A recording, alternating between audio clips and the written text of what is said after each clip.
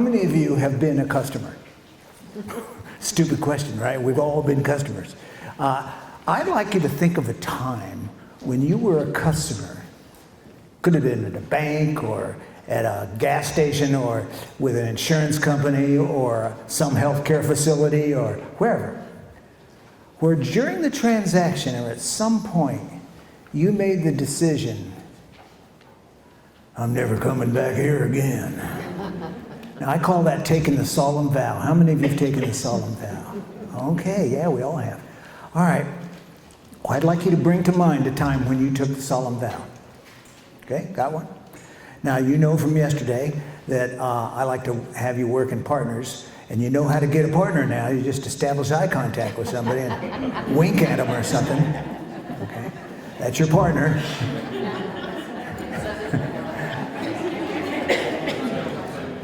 And threesomes are okay too, nothing weird about threesomes.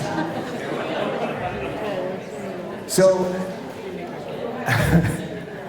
now I'd like you to take just the next 4 or 5 minutes, so you have to do it quick, but for each of you to tell the other person the story of when you took the solemn vow. Just tell them what happened. Okay, wait, before you start, as far as telling your partner the name of the company where this took place, go ahead, I don't care. Have fun. Okay, I have a question.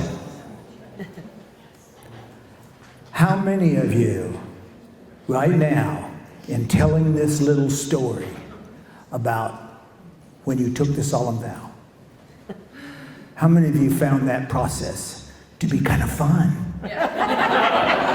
It is, isn't it? It's almost like getting it off your chest for another time.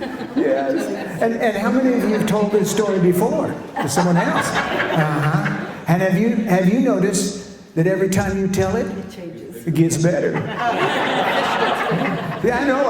I tell stories for a living. I'm going to tell stories today. And I've told them before. And the more times you tell a story, the better you get at it. You get better with the punchline and the timing. Now, I got this in my email basket several years ago from a friend of mine who he found it. It just got floating around the internet. It's a PowerPoint presentation. And it's called A Graphic Complaint Prepared for Joseph Crosby, General Manager, and Lisa Rinker about the DoubleTree Club Hotel in Houston, Texas. Now, this has been floating around for several years. Has anybody ever seen it? No. Okay. You have. So it's still out there. It's still floating around. Now, it was a 17-slide PowerPoint presentation. I'm not going to show you all 17 slides, okay? But I'll show you a few that I like, kind of my favorites. These folks showed up at the DoubleTree late at night, and their rooms had been given away. And so what really ticked them off was not only that their rooms had been given away, but that the night shift clerk, a guy named Mike, they named him in the PowerPoint, had treated them in a way that was not understanding or empathetic. And in fact, according to them, he acted like it was their fault, even though they had rooms reserved and a credit card down on it. And so they wrote this thing, and they said, "We are very unlikely to return to the DoubleTree Club Houston. Lifetime chances of dying in a bathtub, 1 in 10,455. Chance of the Earth being ejected from the solar system by the gravitational pull of a passing star, 1 in 2,200,000. Chance of winning the UK lottery, 1 in 13,983,816, and the chances of us returning to the DoubleTree Club Houston worse than any of those. And what are the chances you'd save our rooms for us anyway?" You think these guys were ticked off? Yeah. But here's my favorite slide.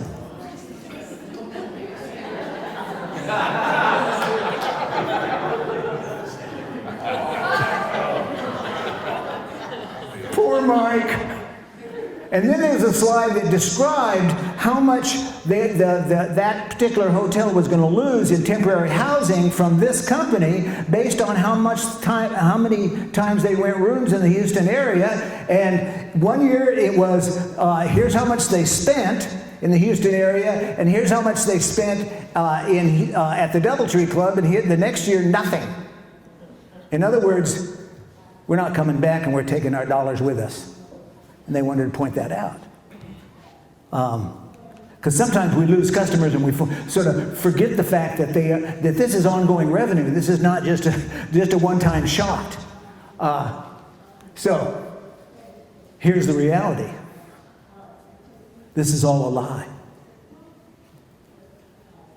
And the reason I say it's a lie is because I've stayed at the DoubleTree Club Houston many times. I travel all the time in what I do. And it's a good hotel. I like it. It's close to the airport there in Houston. It's got beautiful facilities. It's got a nice workout room. The food is great on room service. And I've never had a rude staff ever. They're always very delightful. So as far as I'm concerned, all that was a lie. But it's them that had one-time experience with one person. And they got so mad about it, they sent out this PowerPoint.